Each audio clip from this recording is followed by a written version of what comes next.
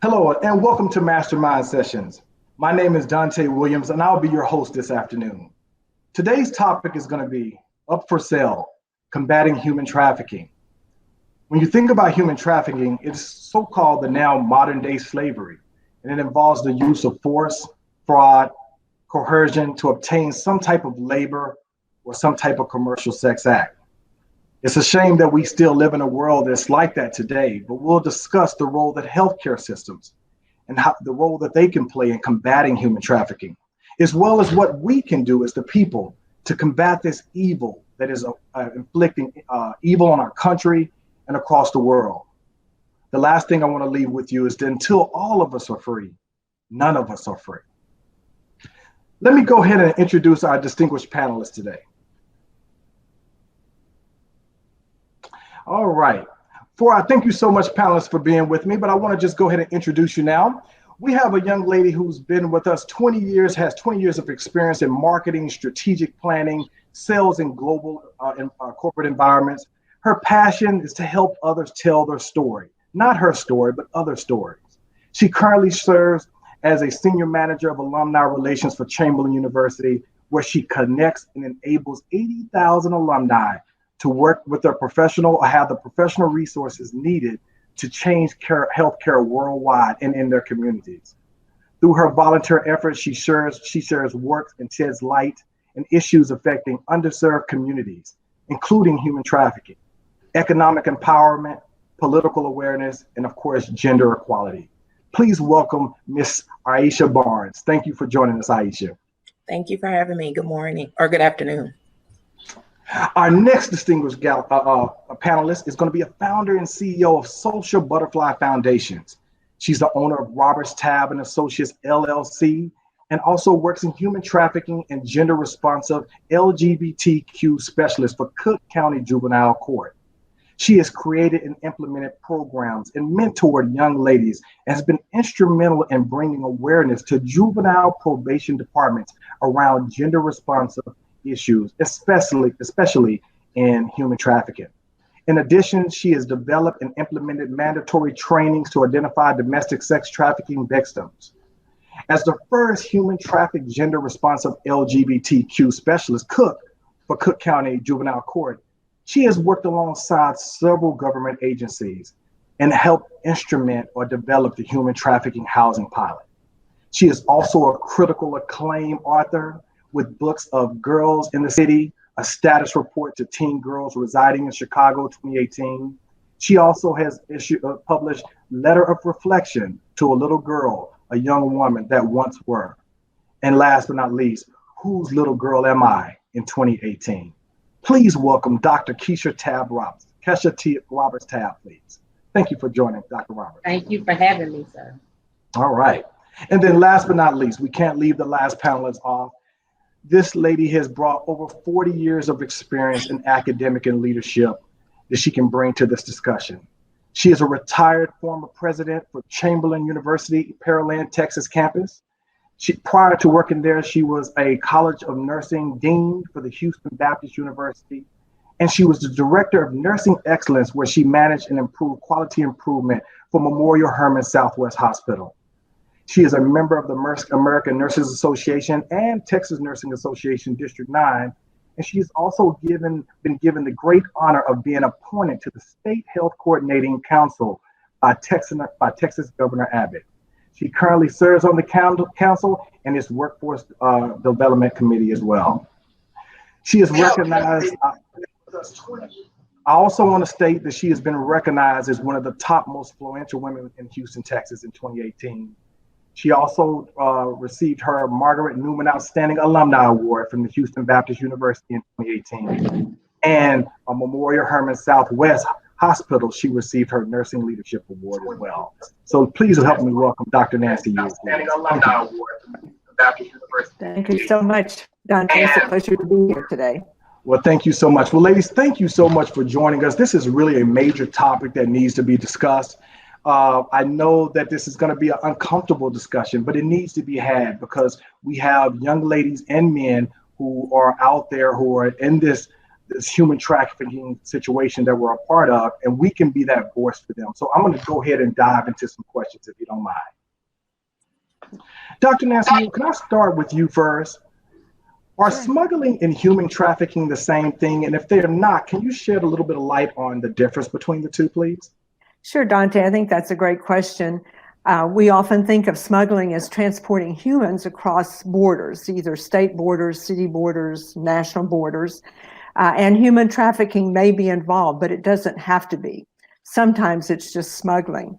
I think of a smuggling situation such as maybe parents are divorced and one parent takes the children away from the other parent without having the authority to do so.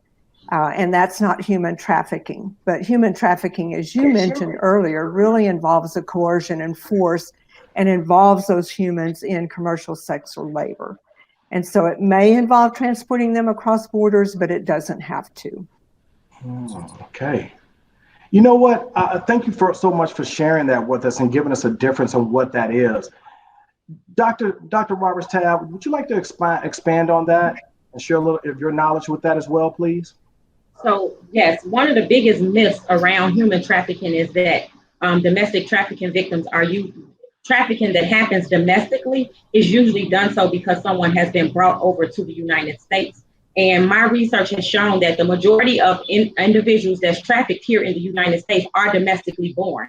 And they are involved in some form of sex trafficking, whether that be pornography, stripping, and exotic dancing, any form of commercial sex trade. It's also very important to recognize that commercial sex trade is not something that is mandatory where a monetary exchange happens. A lot of times people feel like a person is not being trafficked if they have not received a monetary amount.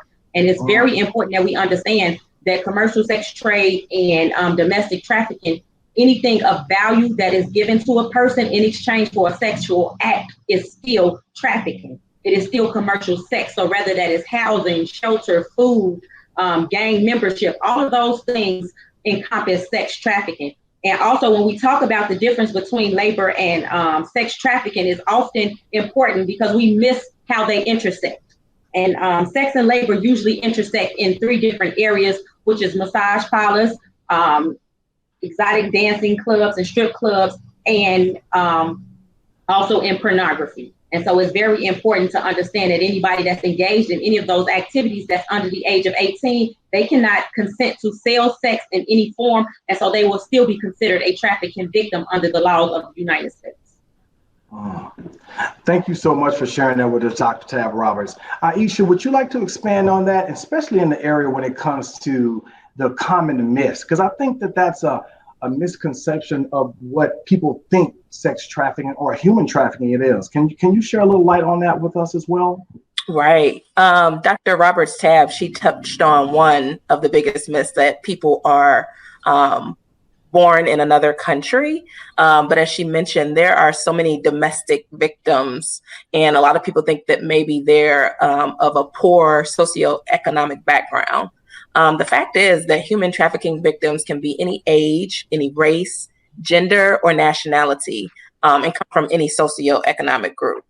So it's good for us to understand that what conditions kind of led to that situation for them to become a victim, and not just assume that you have to be a part of these certain groups. Now, there are higher instances in other groups, such as African American girls and Native Americans, but let's understand that this is a problem for everyone in every community, for every race and every gender. Another thing is that only women and girls can be victims. And you mentioned this earlier too, Dante. There's one study that estimates that as many as half of the victims and survivors are male. That percentage could be even higher, but oftentimes, as we know with many things, male victims don't necessarily come forward and say, you know, I've been a sex trafficking victim, right? And LGBTQ boys and young men are particularly vulnerable to trafficking. So those are some of the top myths that I think. So let's not just assume that it's one particular group, and let's not assume that it's one particular gender. It's something that's happening in communities across the country and across the world. You know, Aisha, I just want to thank you for sharing that with us, because I think you hit it right on the nail. we think that this is just women and girls, but there are young men and boys who are also being human trafficked as well. And I think that sheds light to it. So thank you for sharing those and telling us the difference between those myths. Dr. Nancy Ewell, I have another question for you, and I think the viewers want to know this as well.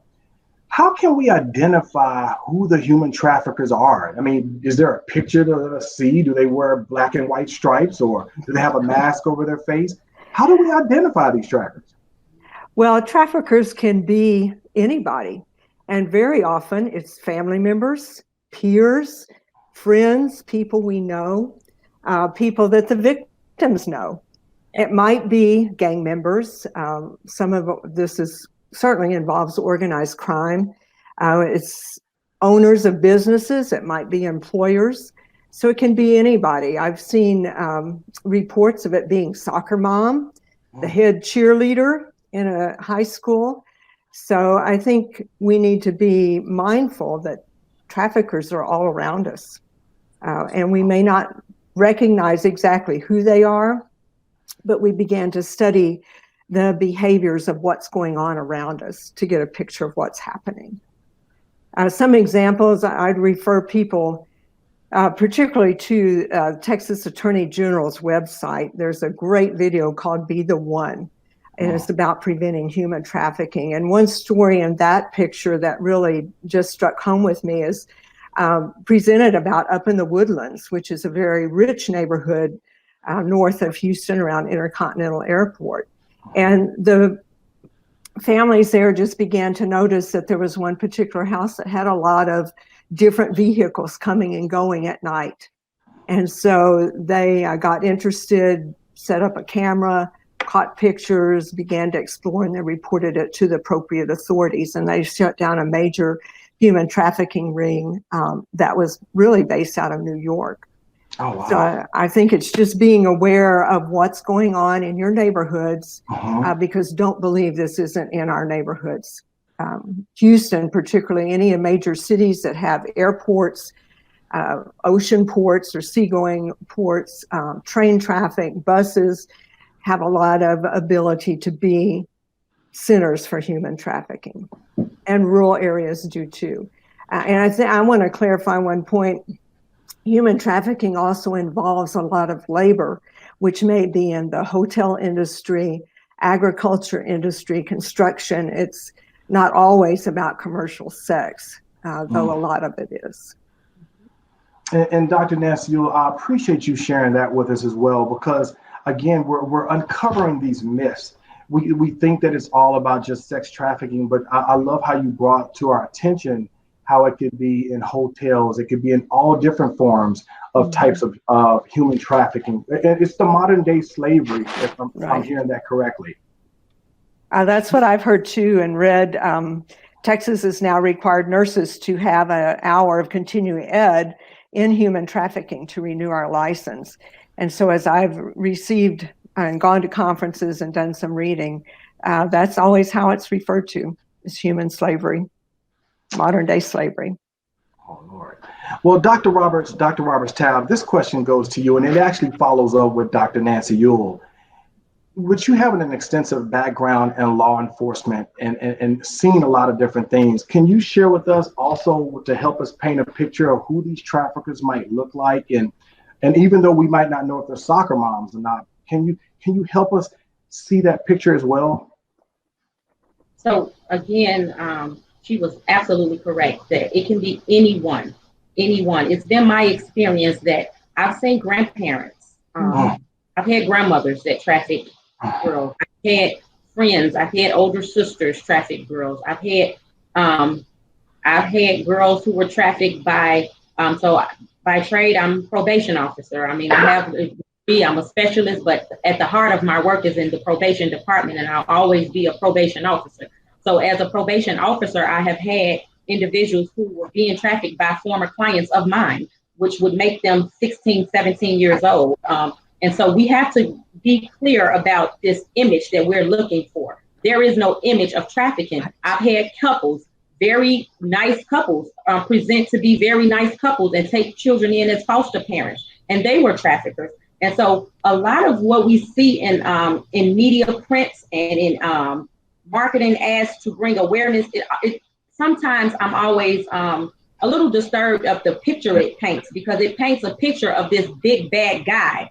And so, and it makes us look past the older person that we may see, the older nice lady that we may see with a group of girls, or someone that's in the salon getting a group of girls hair done, or in the nail shop, or even in a restaurant, in a diner. And so we got to be clear. And Aisha, I see you because we do outreach, so I see your head.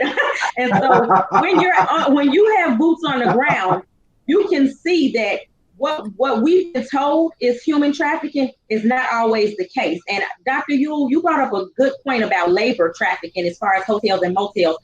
We have just completed the mandatory training here in Cook County regarding lodging facilities, hotels and motels, and hopefully we can get that legislation extended to Airbnbs, because what we do know is that once the traffickers find out that we're up, we know what's going on, and we know what hotels, they move to a different genre. And so we gotta always be, one step ahead of the game. And so we're seeing a lot of movement around Airbnbs and vacation rentals and things of that nature.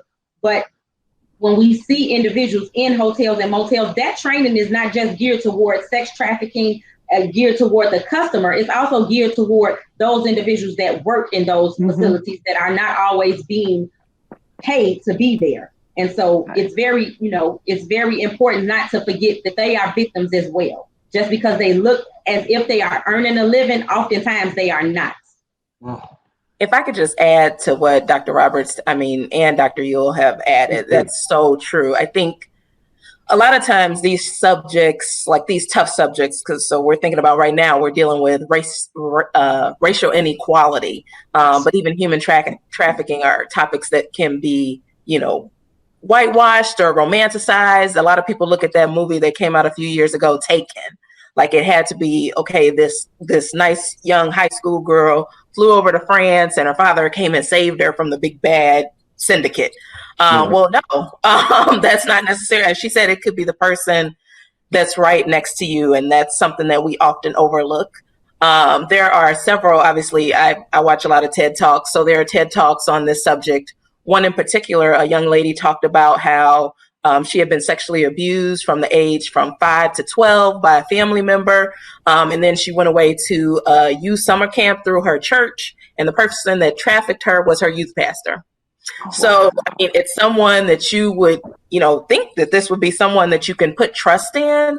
But in actuality, no, that's not the case. It could be anyone. So just wanted to third that point from the other panelists. That's so true. And thank you, Aisha, for sharing. And again, I'm so glad we're having open dialogue on this, because this is truly opening the eyes to people and our viewers who are watching us today. So again, thank you so much, ladies, for sharing this. Dr. Tab Roberts, this question goes to you, and I think it leads right from where we thought, who identifying human traffickers. Can you illustrate to us how is the grooming process involved in sex trafficking? And once we do that, what can we do to help those victims? Because they are victims. How can we help them exit that trafficking lifestyle? Okay, so first of all, just for those who are not aware, grooming is the process of preparing a person for exploitation. And so in order to do so, Aisha, you spoke about a youth pastor.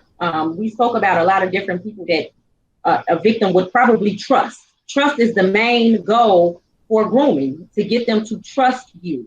And so the process is always the same. They target a victim.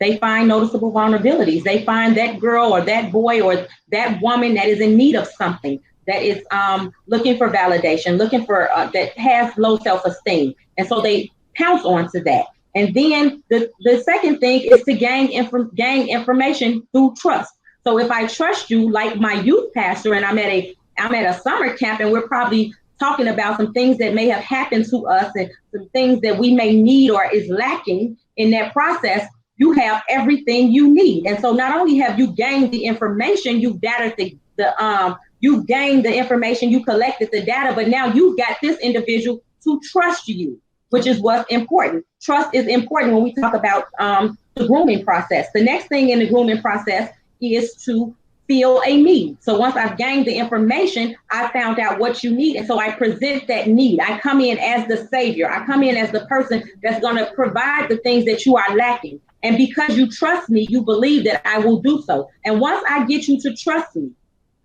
then I may start to buy you gifts. I may start to really tell you how valuable you are in my life, how much you need. And especially, let's talk, Aisha, you brought up a good point about the population that's being trafficked, because we know that in African American, Black communities and brown communities and Native American communities, but when we think about what's going on in those communities, there's a need that has not been met, right? And so someone is coming in saying, I'm going to meet that need. But also in those communities, we have a high rate of parents that may be working. So it's not always monetary. Sometimes it's getting right here. I don't have anybody that tell me that they love me. I don't have anybody that validate me. And so the first thing that a trafficker will do is to gain a relationship, because trafficking is relational. When you think about the word pimp, professional in manipulating people, once I get your mind and your heart, your body will do anything else. And so that is the grooming process. It's that process of getting a person to trust you. It's the process of getting that information you need. It's the process of understanding what the need is so that you can come in and fulfill the need. And once that need is fulfilled, and when we think about drugs, we always associate drugs and trafficking, but love is the greatest drug. And if I have lacked that all my life and someone comes in and say, I'm going to love on you, I'm going to validate you, I'm going to tell you all these things, that is the greatest thing to lose. And so that is how our girls and our boys and our women become so engrossed in this process, because they have lacked something. You know what? It's heartbreaking to think that people would want to be a predator against someone and their emotions and the need. Mm-hmm. And you would think that people want to do the right thing and help people, not use them for their own good. But that hits me in my heart when I think about that, Dr. Tab Roberts.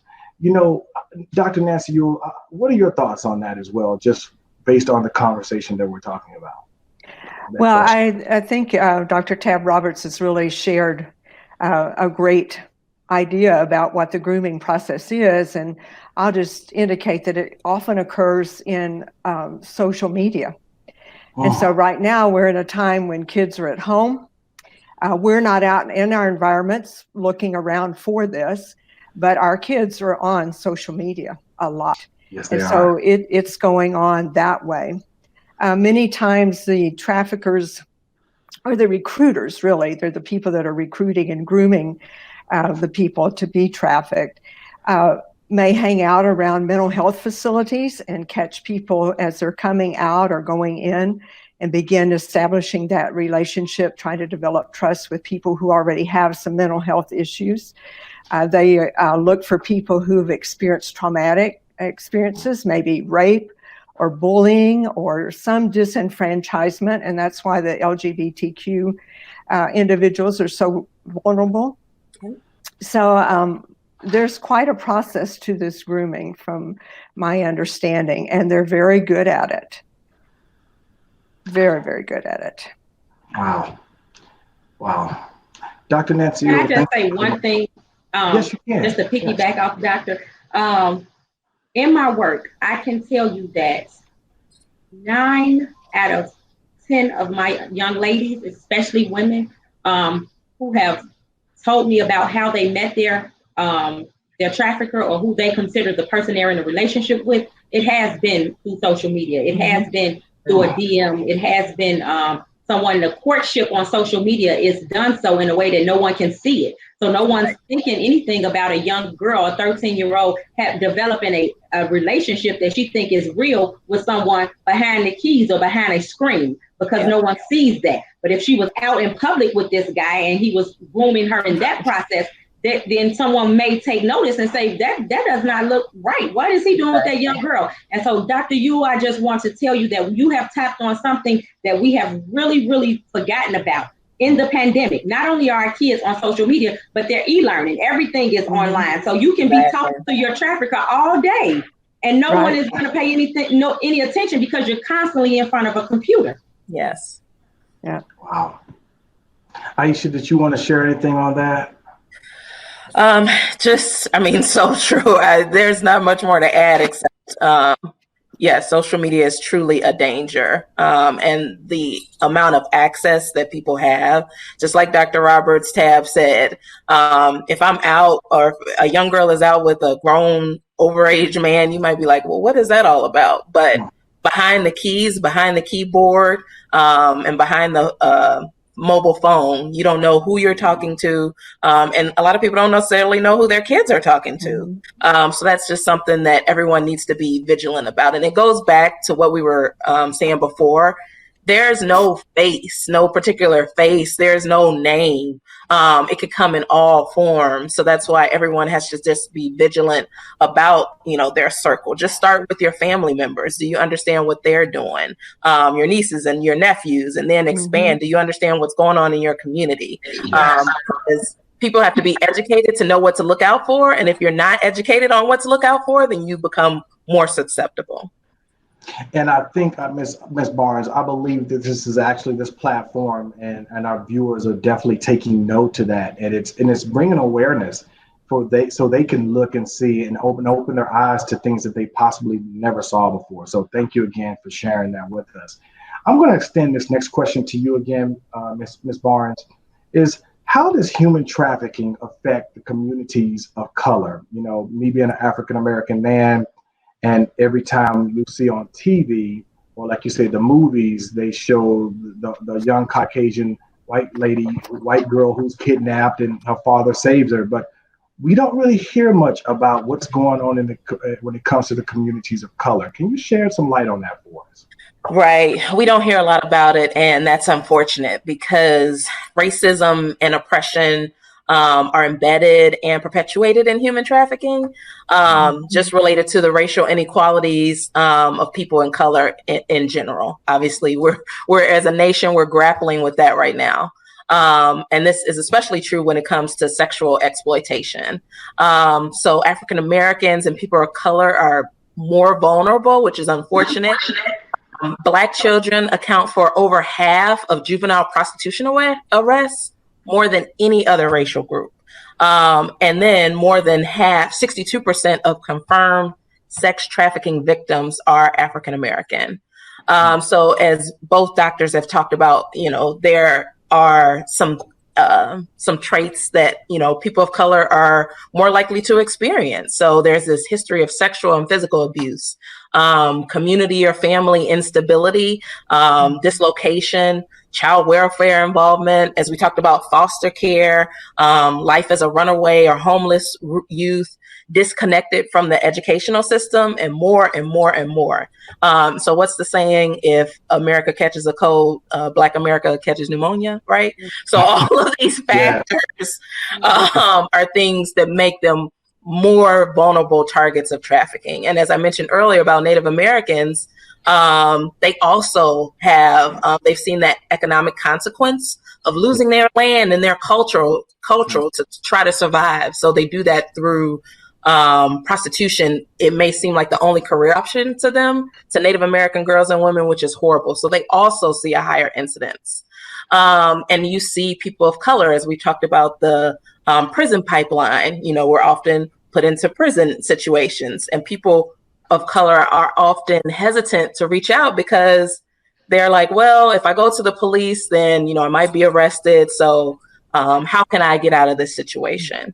As we said, there's not always a face, there's not always an easy way out, but this highly, highly affects communities of color. And again, the faces just don't show it. We think of this story that we may have seen on the news, and I've seen them too, of the woman who was grabbed in the Target parking lot, in the suburbs. But as I mentioned, based on those statistics, that's not the majority, unfortunately, of the victims that we see. Aisha, that is powerful in what you're saying. I think to myself, it goes back to what Dr. Tabs Roberts and Dr. Nancy Ewell said as well, is that they're grooming and the mindset of the person who's being human trafficked. that they're afraid. I heard you say that they're afraid to go to law enforcement because they feel like it's their fault. Am I correct on that? Right. Yes. You feel like, I mean, who can you turn to? And if we talk about the history of African Americans and police, that is not a community that we trust. That is not someone that we run to say, can you help me out of this situation? So yes, it's just an endless cycle that is devastating. Dr. Tab Roberts, can you speak to that as well? How human trafficking, how it affects our communities of color, to even give even a more illustration of that? I think Aisha did a great job. I mean, she absolutely laid out the pathways in which we find African American women, children, boys as well, how we are funneled into the land of what I call exploitation because of what our current situation. We always find ourselves in situations of poverty, of absentee fathers, of incarcerated parents and things of that nature. And so when we think about individuals, when we know that the majority of trafficking victims are recruited through social service agencies like foster home, authoritative care centers, and things of that nature, it would only make sense that we would populate those places based on the what we've endured in this land. But I do want to add a historical piece to that.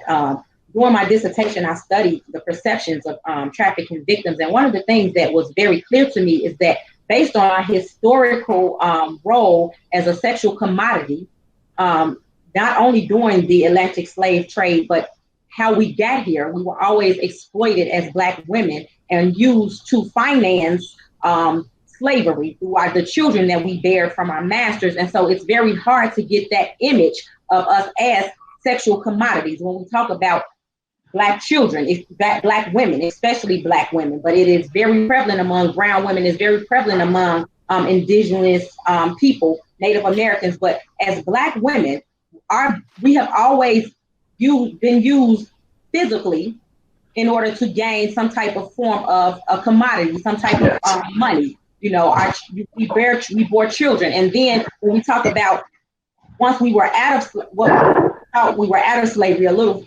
free-ish, we also was used in the forefront in order to finance things, because if our husbands if we were allowed to be married, were not in the home, we had to find a way to raise our children, to provide. We've always been providers. And so even when you think about a landlord asking for sex when you can't pay your rent, not here's an agency you may go to, but if you will do this for me, then I would allow a place for you and your children to be safe. Now, no person in the United States should have to do that. And when we think about how we are exploited in so many ways, we live in food deserts.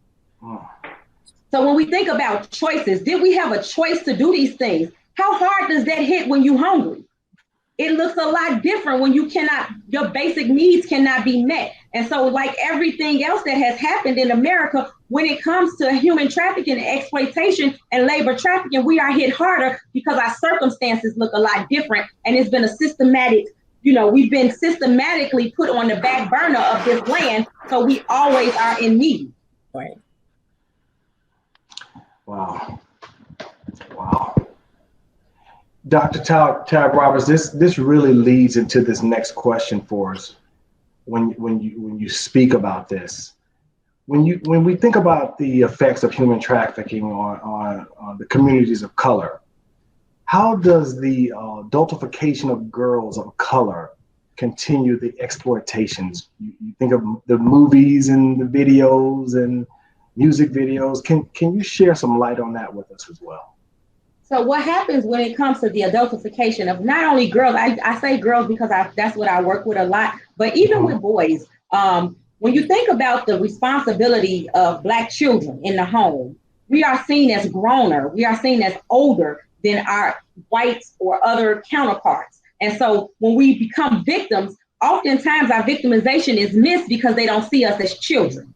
So when we think about how people perceive children of color, they're strong, They take care of the house. They do the things that women do. They take care of the younger children. They make sure that everybody is provided for. And then when you couple that with the amount of sexual abuse that most of our girls have experienced, 1 in 4 girls of color have experienced some form of sex abuse by someone that they are familiar with. It goes back to what Dr. Yu and both Aisha had talked about, being familiar with individuals that exploit you. And so now you have created, and think about, even with Aisha bringing up the church, you think about the church being a safe haven for a Black girl, for Black families. That's where we go. That's where we go to get help. That's where we go to pray. That's where we go when we feeling distraught, when we need a pick me up. But if the trafficker is there, who's gonna believe you? And the first thing that said when it comes to Black girls, oh, she's fast.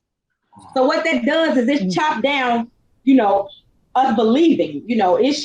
Is she believable? Could this have happened to her? We see how she dressed. And if you think about the way we are shaped, I'm gonna go real with you. I'm just gonna have to say it. We are shaped a lot different than our counterparts. Let's keep it real. We are shaped a lot different than our counterparts. So when we come into a space, we can have on the same thing that someone else has on, but it looks a lot different. So oftentimes we're sexualized based on what we wear or how things lay on us because of the way because of our body, the way we are shaped. So oftentimes we become the target of sexual abuse, which leads to exploitation. And it's based on the cultural way in which we are reared, the way we are built, the way we develop. We develop a lot faster. And so because of those things, it makes it difficult. Not that it should. I will not give anybody an excuse. But what happens is we miss victimization when it comes to girls of color because we see them as women and not girls. Yeah. Dr. Nancy, can you expand on some of the things that you have different communities, you have Black communities, you have Hispanic communities, white communities. Can you expand on what are some of the things we can do to make sure that this has more awareness to it from your perspective, please? Yes, I think in general, I'll just jump off where Dr. Roberts Tabb kind of led us, and that we need to be culturally sensitive and realize that some of these women and even the men don't realize they're being trafficked. To a certain extent, it may be a part of their culture to do the things they're doing. And I'm going to share an example just to make that real. Dealt with a student who seemed to have every ability to be successful, but was not being successful. And as we began to uncover the student's story, realized that her family was in another state. She had a husband and children in another state. She was in our area to learn nursing, but she was living with family members. Now, that doesn't sound unusual, does it? But as the story evolved, she was being required to be the nanny for the children, do all the housework, cook the meals, and if they didn't like the meals, they'd throw them away and make them cook again. And she had no transportation, no documentation. She didn't have any access to health care, and she had a chronic health condition that required medication to keep it under control. And she didn't see this as a trafficking situation, but as she told the story to us, all my red flags went up. And so what we have to do in those situations and in healthcare, I expand a little bit in a minute on trauma-informed care, but is to gain their trust, let them make decisions. So we worked with her. She got in contact with her husband. We talked to him together, helped him understand the seriousness of her need for health care and how the situation she was in was not working for her, and got him to agree to bring her back home so that she could get the health care she needed there. So in her mind, in his mind, I'm sure they didn't think she was being trafficked, but all of the indications were there. There was coercion, there was some need she had for education, housing, food that they were meeting and requiring her to perform labor for it. And so that's kind of part of what we have to do, is be sensitive to these situations, let the people involved have control in the decision making, use their words instead of our own, and be real sensitive to maybe previous trauma they've had. As Dr. Roberts-Tabb and Ms. Barnes have indicated, many of these people have had previous traumatic experiences of some kind. They may have PTSD. And so the key to trauma-informed care is not to re-traumatize them in the situation. So it's set up a whole environment of trust. In the emergency rooms, we have to set up situations where we can get the person who's doing the trafficking or the controller sort of out of the environment so that we can get an honest assessment from the person that's presenting as the patient.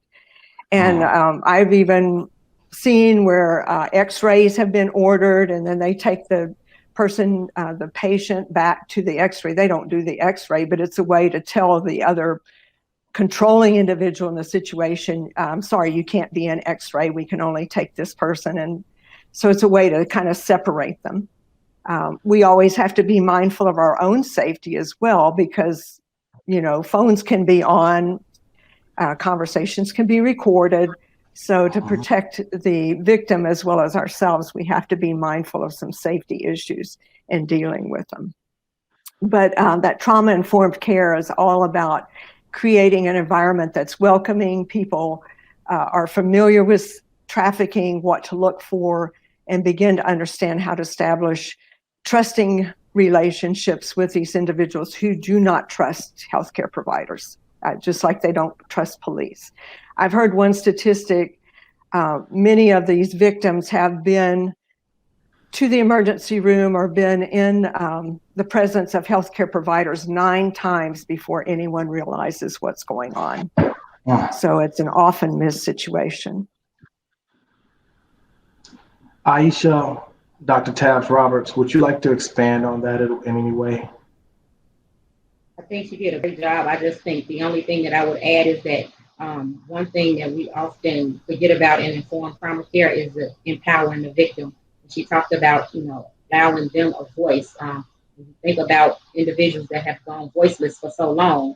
It's always important to look at every single person from a victim-centered lens and not from this criminological, you know, aspect that they did something wrong. It's always often, you know, how can we help you? What do you need? And we never really ask victims what we need, especially when we're in the helping business. We think we know what they need, and giving them the opportunity to be a stakeholder in their own recovery or rescue is always very important. Yeah, agreed. Giving them that voice is super important, because if you think about it, they've gone a long time without having a voice. And also, you know, sometimes changing the language around them, because yes, they are a victim, but they're also a survivor. So it's like we can just changing the language around it can also empower them too. When you're a healthcare provider and you're talking to them, it's like, you're a survivor, you can do this, giving them positive reinforcements, because those are things that they haven't experienced before. They've experienced traumatic things that are truly affecting them both internally and externally. So if we can do our best in those situations to empower them, that helps them understand that there is a way out of those situations. One situation I read, it's important when we ask the question, sort of change our attitude. Instead of what's wrong with you, the question should be, what happened to you? Right. Never ask why. Never ask why. Why didn't you? Never ask why. Why is so accusatory, and it also blames. It turns your conversation to a blame game. Yes. Again, this is so powerful, this topic that we're talking about. I also want to bring it to a level that I was actually talking to my wife about this last night. It's not just the victims. Can we share, as far as the people who are being in human trafficking, can we share also, how does this impact families of those individuals who have been human trafficked? Can we share a little bit on that? Can I get that idea from you, Aisha, on what you think about that, or just share some information on that? Sure. Families are impacted tremendously, just as the victim is. I mean, if you think about it, they're also going through a traumatic experience. They may not know and understand. If we talked about victims who have, or survivors who have challenges with self-esteem or issues. Families may not know that. They may not be aware of that. I mean, I grew up in a household with other siblings, and I had a sister that struggled with self-esteem issues. She never really talked about it. From the outside, she looked just fine. But once you understand that and you can deal with that, then families are in a position to help. But for families, it's a traumatic experience as well. And they may not be educated and understand who to turn to or what to do. So there's an opportunity for them to be empowered and help that victim as well, because they may think, oh, well, something's wrong with them, or maybe they just ran away from home, or it's that issue. But if they can understand and be educated to get truly to the root of the issue, that can help their survivor as well. Thank you so much for that. Dr. Tabbs, did you have any input on that as well? I just want us to think about being a mother of someone who has been exploited, and the blame that you must place on yourself of how did I let this happen to my child. And so, Dr. Yu, when you talk about trauma-informed care, I would love to see something where the entire family is being treated and not just the person that has experienced the exploitation. Because once we take a minor, and then think about a child that's a mother that has to be separated from her child so that she can be treated. Oftentimes when we have trafficking victims, they have to be taken out of that environment in order to deal with the issues that led to the exploitation and the trauma that they have occurred while being exploited. And so as a parent, that has to be a very hard pill to swallow, that you could not, number one, protect your child. And what did you miss? How did you not know this was going on? And what you could have done better? And so we see a lot of, Aisha, I'm not sure if you see this with your work, but I see a lot of blaming of parents. She should have known. Why didn't she do this? Why didn't she do that? But when we think about, we got to go back to those pathways. When we think about those things that parent may be dealing with, it's not crazy that they just did not know, especially when you have other siblings. And so I would love to see something where we are treating that entire family, because guess who's going to receive that minor back once they've been treated and once they've received any kind of informed trauma care. And we don't want to send them back into an environment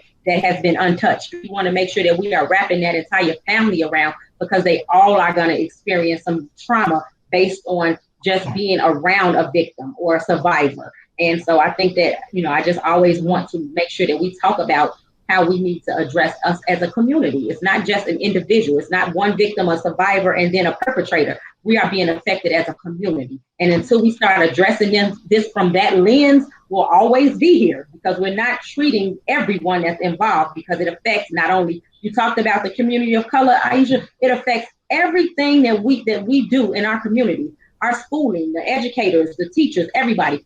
So we've got to create this holistic approach to informed trauma care that includes the family. Right. It's truly a public health issue. Not an individual issue, because as you talked about it, like you said, it affects education. It affects how we deal with issues throughout our community. So it's truly a public health issue, again, that everyone should be concerned about and working towards solutions for everyone involved. Because when you have those types of issues, you can't put there's not one single solution that's going to magically fix it all. Like you said, it has to be holistic.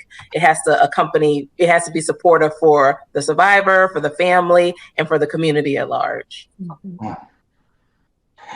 Ladies, first of all, again, I just want to say thank you. This topic does not have the true justice that it deserves, because 1 hour is not enough. It's not enough to talk about what's going on in all the communities and how we can make an impact. It's truly touched me, and I know that it's touched some of our viewers. Matter of fact, I have a question from a couple of viewers here, if you don't mind if I ask this. I have one viewer, his name is Justin. He says, what can a Black man do to have a positive impact on our community against the objectification of our women? Can anyone share anything on that for me? Yeah, I was just answering him in the chat, so I'm going to go ahead and erase that, Justin, because I was answering that question in the chat. I think the most important thing that a Black man can do in order to end this objectification of women is to display positive interaction with other Black women.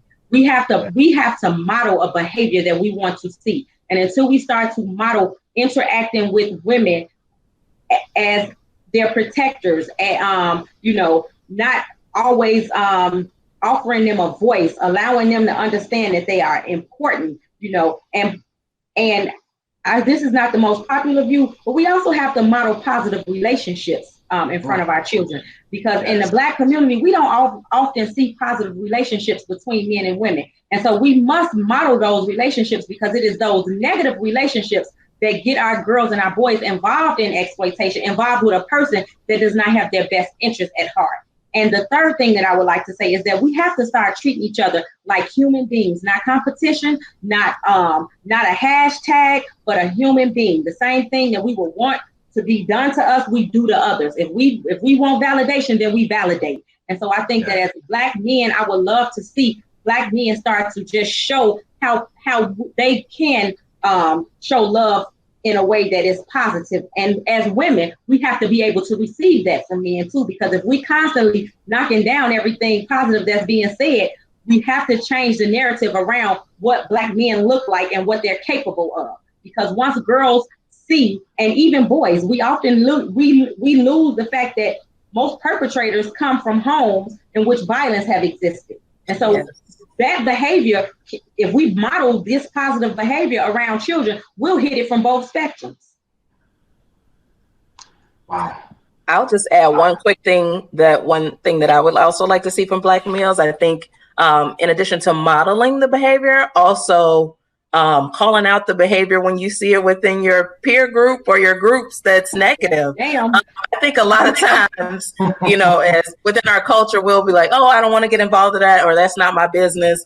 But if you see something that is objectifying to women and girls, or not appropriate, or is contributing to this negative culture and objectification that we're talking about, then call it out. Our expectation now with the conversation we're having about racism is that call people out, put them on blast or what have you. So I think we should do the same thing. It's modeling the behavior, but also if there's something that you see that is not right, then also say, hey, that's not the way that we should be doing things, and educate people on what is appropriate behavior and also how they can model behavior, not in a negative way. To me, that's all love. You're teaching somebody positive behavior. So it's not a negative reaction. It's positive to say, hey, we can do better. And that's what I would add.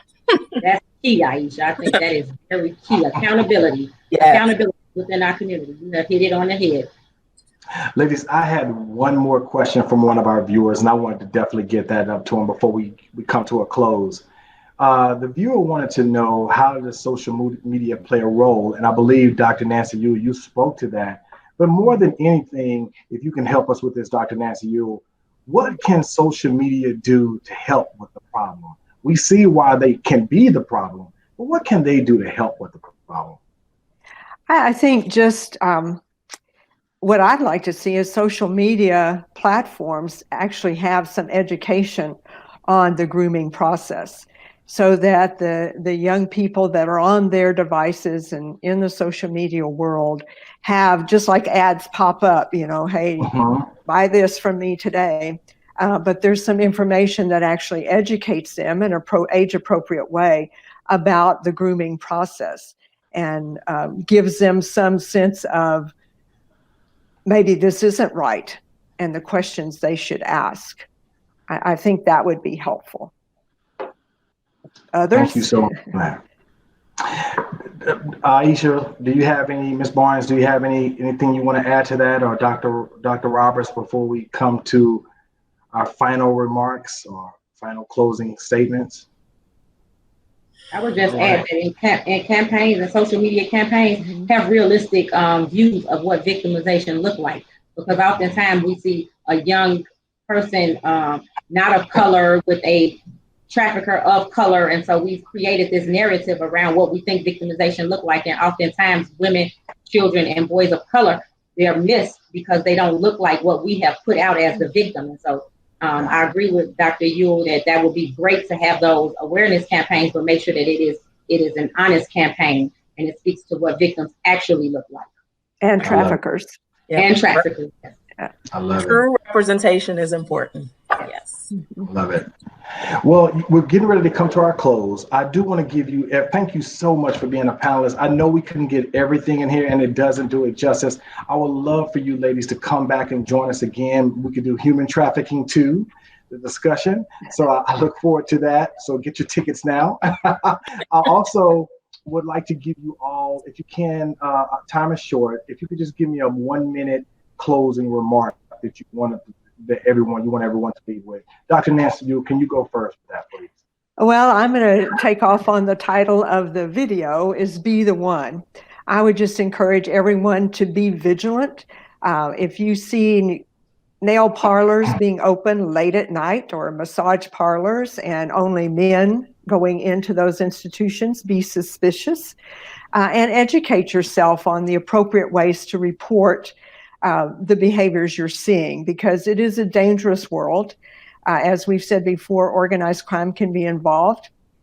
So we have to protect ourselves. We don't follow people into these situations, but get the right authorities involved. Thank you so much. Mm-hmm. Aisha, would you like to share your following last thoughts, please? It's pretty similar to Dr. Yule. Just be vigilant, educate yourself. I think a lot of times we feel like we have to know everything, and I know I don't know everything.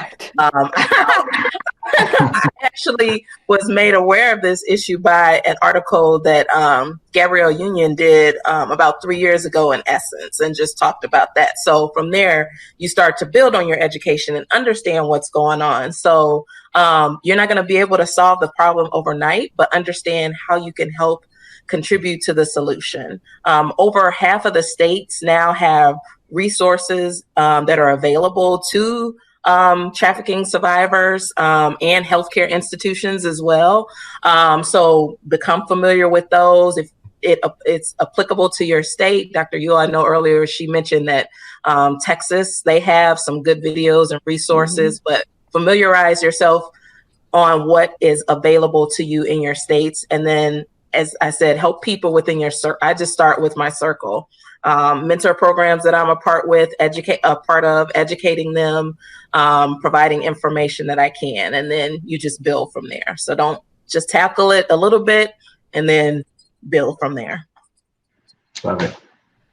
And Dr. Roberts-Tabb, we're going to let you finish and close it for us with your statement, and then we'll close. So I agree with both of them about being vigilant, and the best way to do so is to understand where you can go for help. And so if you can I'm always very big about giving information. So texting 233-733, that is the beat. That's the human trafficking hotline call. I always advise, Dr. Yu talked about being safe. I always advise that you text, because you don't want to put yourself in danger that someone's overhearing you telling on you. So it's always easier to text, and you can text info or help to be free, 233-733. But my final words is to always understand the need for collaboration when we're talking about tackling this issue.